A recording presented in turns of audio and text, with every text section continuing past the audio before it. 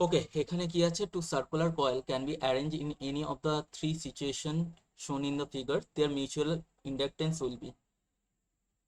So mutual ইন্ডাকটেন্সে যাওয়ার আগে মেনলি তো আমাদের ইনডিউসড ইএমএফ এর ব্যাপারটা আসে। সো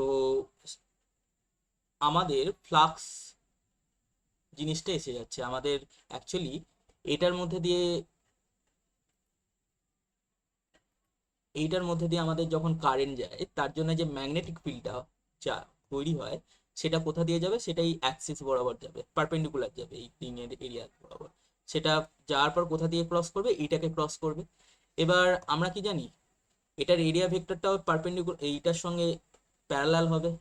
তাহলে maximum number of field line এটার জন্য যেটা তৈরি হবে, ম্যাগনেটিক ফিল্ড যে তৈরি হবে তার ম্যাক্সিমাম নাম্বার অফ ফিল্ড লাইনগুলো পারপেন্ডিকুলারলি এর যে এরিয়া রয়েছে সেটাকে ক্রস করবে। কিন্তু এইগুলোর ক্ষেত্রে দেখো, এইটা দিয়ে যদি আমার যদি কারেন্ট যায়, আমরা একটা সিচুয়েশনে ধরছি এই বড় কয়েলটা দিয়ে কারেন্ট যাচ্ছে, এইটার জন্য যে ম্যাগনেটিক ফিল্ডটা হবে এটা কি হয়ে যাবে? এটা এইভাবে তৈরি হলো, তৈরি হওয়ার পর এই ম্যাগনেটিক ফিল্ডটা এটা কি হয়ে যাবে? প্যারালালি চলে যাচ্ছে। তার মানে এর মধ্যে এরিয়া ভেক্টর আর ম্যাগনেটিক ফিল্ডের মধ্যে অ্যাঙ্গেল কত হবে? 90 ডিগ্রি হবে, রাইট? আর এটার ক্ষেত্রে এরিয়া ভেক্টর আর ম্যাগনেটিক ফিল্ড লাইনগুলোর মধ্যে অ্যাঙ্গেল কত হবে? 0 ডিগ্রি ওর 180 ডিগ্রি, তো যাই হোক। আর নর্মালি আমরা ফ্লাক্সকে কিভাবে লিখি? ফ্লাক্সকে লিখি হচ্ছে B dot A. Okay, B dot A, area vector. Okay, so B dot A হলে একমাত্র এইটার ক্ষেত্রেই আমাদের ম্যাক্সিমাম ভ্যালু পাবো ফাই এর, এইগুলোর ক্ষেত্রে 0 হবে। তো এটার ক্ষেত্রে যেহেতু ইন্টারাকশনটা বেশি হচ্ছে, এটার ক্ষেত্রে আমাদের মিউচুয়াল ইন্ডাকটেন্সের ভ্যালুটাও সব থেকে বেশি হবে, এগুলোর ক্ষেত্রে প্রায় 0 হবে।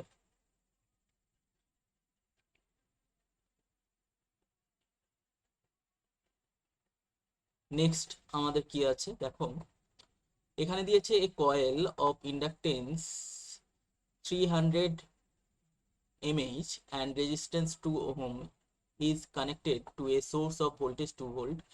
The current reach half of its steady state value in, okay, so এটার স্টেডি স্টেটে যাচ্ছে। আমরা যদি ম্যাক্সিমাম কারেন্টটাকে I0 ধরি, স্টেডি স্টেটে যাওয়ার আগে একটা সময় লাগবে।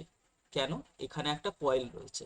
এবার এই কয়েলটা থাকার জন্য আমাদের যে কারেন্টের যে চেঞ্জ ইনক্রিজ হয়, গ্র্যাজুয়াল যে ইনক্রিজ হয়, সেটা কিভাবে দেখায়? I = I0 1 - e⁻t/L।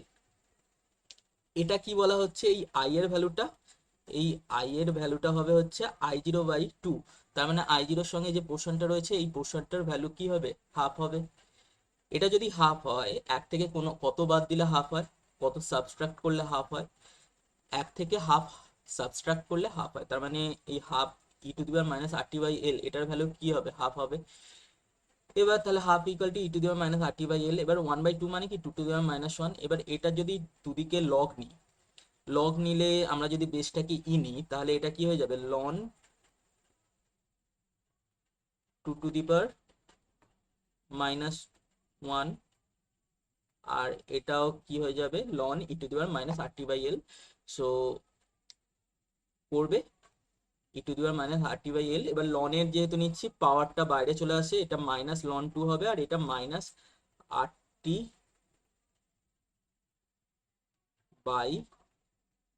-RT/L হবে, ঠিক আছে? -RT/L হবে, আর লন ই হলে সেটার ভ্যালু 1 হয়। তো এটাকে সলভ করে টি এর ভ্যালুটাকে বেরিয়ে যাবে। এখানে আর এর ভ্যালু জানো, আর এর ভ্যালু কত? আর এর ভ্যালু হচ্ছে আমাদের 2 ওহম। ওকে, এল এর ভ্যালু 300 মিলি এমএইচ। আর আর কিছু জানার দরকার নেই।